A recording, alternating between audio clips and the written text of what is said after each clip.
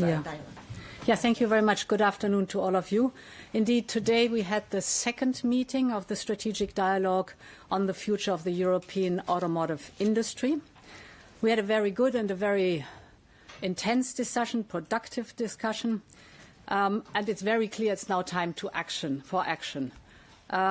Action on a number of priorities, and I want to share my thoughts about that with you.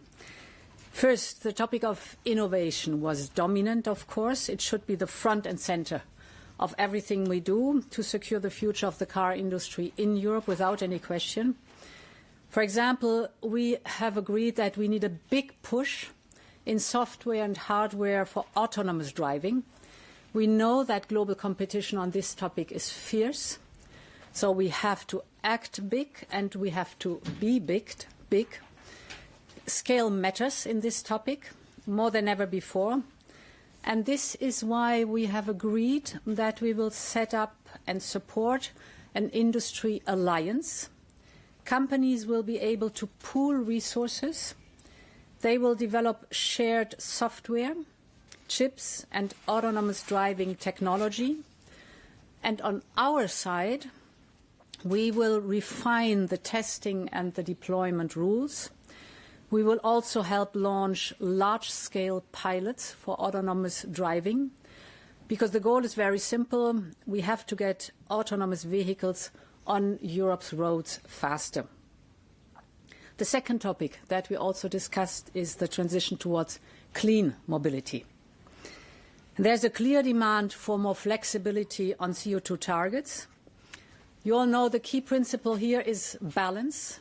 On the one hand, we need predictability and fairness for the first movers, those who did their homework successfully.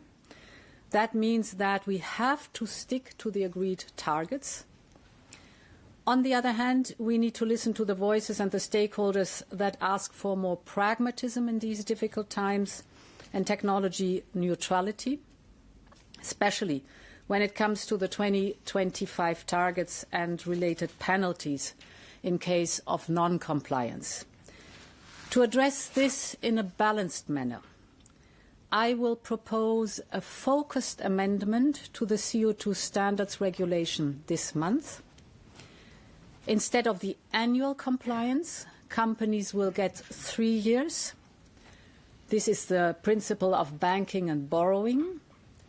The targets stay the same. They have to fulfill the targets. But it means more breathing space for industry. It means also more clarity, and without changing the agreed targets. I'm sure that such a targeted amendment could be agreed swiftly by the European Parliament and the Council, because, of course, it makes only sense if it is agreed quickly. At the same time, we will prepare to speed up work on the 2035 review, with full technology neutrality as a core principle. But let me also stress that today was not the end of the dialogue with the automotive industry. We will keep engaging. We will continue the work strands that we have with the commissioners, and we have agreed that we will meet on a CEO level again before the summer break. Thank you very much for that listening. President von der Leyen, can I ask a quick question on Ukraine and defence, given the gravity of the situation, what's happened in the past few days? What's your reaction to the clash between Presidents Trump and Zelensky? And you mentioned yesterday a rearmament plan for Europe. What kind of ideas are you thinking of there? That's a lot of questions. No, just procedure-wise. Of course, I'm intensively preparing the European Council together with President Costa. And indeed, tomorrow I will inform the member states through a letter about the Rearm Europe plan. We need a massive surge in defence without any question. We want lasting peace, but lasting peace can only be built on strength. And strength begins with strengthening ourselves.